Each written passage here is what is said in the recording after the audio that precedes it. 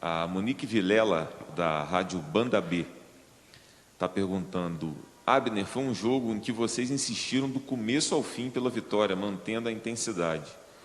Como é para você levar a partida no limite físico dentro de uma sequência grande de jogos nesse mês de setembro? Boa noite. A gente tentou, a gente buscou, como todo jogo é aqui na arena, a gente tentou impor nosso ritmo. Infelizmente, saímos com empate, mas classificados. Esse era o objetivo. Tentamos, cruzamos, finalizamos, mas o gol hoje não saiu. Mas estamos em primeiro no grupo e vamos em busca da vitória lá contra o Penharol. Próxima pergunta, da Juliana Fontes, da Gazeta do Povo. Abner, você vem se fixando cada vez mais na equipe, apesar de não ter tido tanta sequência no ano passado, neste ano tem brigado para estar na equipe titular. Você veio com uma grande responsabilidade de substituir o Renan Lodge, como um grande investimento do clube. Acredita que este pode ser o ano em que você vai mostrar que pode ser o dono da lateral esquerda e desfazer toda essa pressão? Cara, como eu já disse outras vezes, eu quero jogar sim, mas eu não quero ser o dono, eu quero estar dentro do campo. Respeito todos que tem, o Márcio é um cara que eu me inspiro muito. Então eu estou em prol do grupo, como já disse. Se tiver que estar dentro do campo, se tiver que estar fora, eu vou estar apoiando da mesma maneira. A opção do Eduardo sempre respeitei todas as vezes e, como eu disse, estou treinando, estou trabalhando todos os dias para quando eu tiver a oportunidade, poder dar o meu melhor. Vamos para a próxima pergunta. Selecionando aqui. Abner, no fim do jogo, nós percebemos alguns jogadores do Atlético um pouco decepcionados com o resultado. Você acha que seria possível sair daqui hoje com uma vitória? Cara, todos os jogos que a gente entra em busca da vitória. Claro que a gente ficou um pouco sim decepcionado por não ter conseguido feito o gol, mas, como eu disse, classificado, tentamos outra vez, como todo jogo é aqui dentro da arena, colocamos nosso ritmo, mas hoje a bola não entrou. Mais uma pergunta aqui do Robson De Lazari, do SBT. Contra o Bahia, Abner, teu cruzamento foi decisivo para a vitória do Atlético. Por que você acha que hoje essa estratégia de alguns cruzamentos, com o time adversário bem recuado, não deu tão certo? Eu acho que a proposta deles de uma linha de 5 ali, então sempre tinha 2 ou 3 zagueiros já posicionados na área. Então sempre que a gente tentava cruzamento, era em disputa, não tinha alguém correndo livre, mas é o que a gente treina todo dia, né? A gente tem que tentar, tem que cruzar a bola na área, só assim que a gente vai dar assistência. A última aqui para você, do Jairo Júnior, da Rádio Transamérica de Curitiba. Fica alguma frustração por não ter garantido hoje a primeira colocação do grupo de forma antecipada? Cara, frustração, eu acho que não, mas era o nosso desejo, né? A gente tem um jogo aí pela frente para consolidar o nosso primeiro lugar no grupo. Hoje não pôde ter feito isso, né? A gente não pôde ter feito isso, mas a gente já tem um jogo aí pela frente. Claro, tem um brasileiro na frente aí, tem o Flamengo, mas a gente pode consolidar nossa classificação lá no Goiás, sim. Obrigado, Abner. Valeu, Boa noite. boa noite. Eduardo Barros. Boa noite, Eduardo. Boa noite. Primeira pergunta do Fernando Freire, do Globoesporte.com. É o segundo jogo seguido que o Atlético sofre muito com a marcação. O que fazer para aumentar esse poder de criação e de finalização? E, pela sequência de jogos, existe alguma chance de poupar jogadores contra o Flamengo?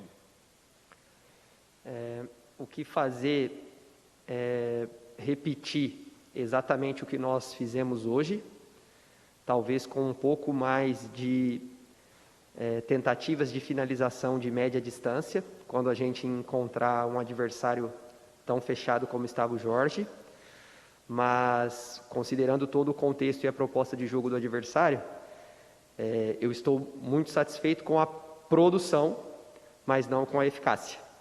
Nós tivemos 15 finalizações, a discutir 6 ou 7 chances reais de gol, e o que nos faltou foi a capacidade de colocar a bola para dentro. Em relação a poupar jogadores, isso é uma questão interna que nós vamos discutir sempre com a direção, com os próprios jogadores, com toda a comissão técnica, para termos sempre uma equipe que represente bem o Atlético e jogue com a intensidade que jogamos hoje. Pergunta da Juliana Fontes, da Gazeta do Povo. Eduardo, com o Atlético já garantido nas oitavas de final da Libertadores, como o time vai voltar suas atenções a realmente entrar na disputa do Brasileirão e qual será o objetivo na competição?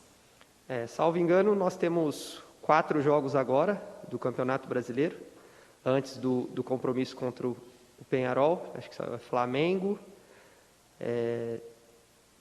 Ceará, Inter, Corinthians e Atlético Goianiense. 5 jogos antes do próximo compromisso pela Libertadores. Então agora nós vamos mudar a chave. Nós ainda estamos fazendo uma campanha de recuperação no Campeonato Brasileiro e as 2 vitórias consecutivas foram importantes para a gente dar um salto na tabela, mas nós queremos mais e essa pausa na Libertadores vai permitir que a gente direcione todos os nossos esforços para o Campeonato Brasileiro. A Naja Mawad, da TV Globo, pergunta: Eduardo, o Atlético se classifica, mas não garante ainda a liderança do grupo. Qual o sentimento? Sentimento de que hoje nós poderíamos ter cravado a liderança, né? Nós entramos em campo sabendo da vitória do Peñarol, e eles tinham ido a 6 pontos, e uma vitória simples aqui nos garantiria o primeiro lugar do grupo.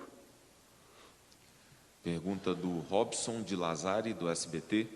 Chega a te preocupar, Eduardo, o fato do time não conseguir criar tantas oportunidades diante de um time tão recuado como o Wilstermann?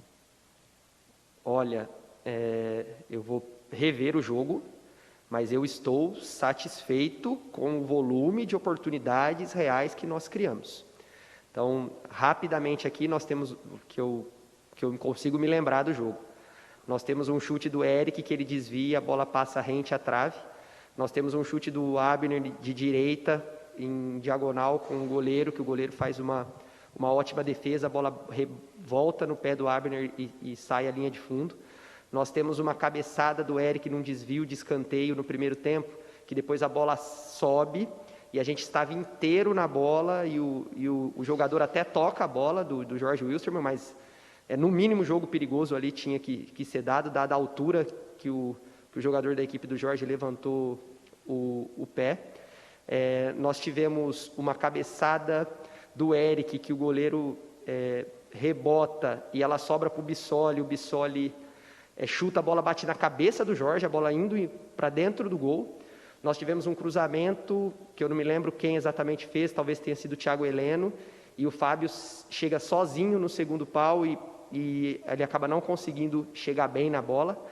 Enfim, diante de um adversário que se fechou como se fechou, o Jorge Wilstermann, se nós não tivéssemos tido chance de gol, eu concordo em que eu deveria estar preocupado. Agora, pelo que produzimos, o que me preocupa foi a nossa falta de eficácia, que não se apresentou nos jogos anteriores, né? A gente vem de 4 jogos e 7 gols feitos.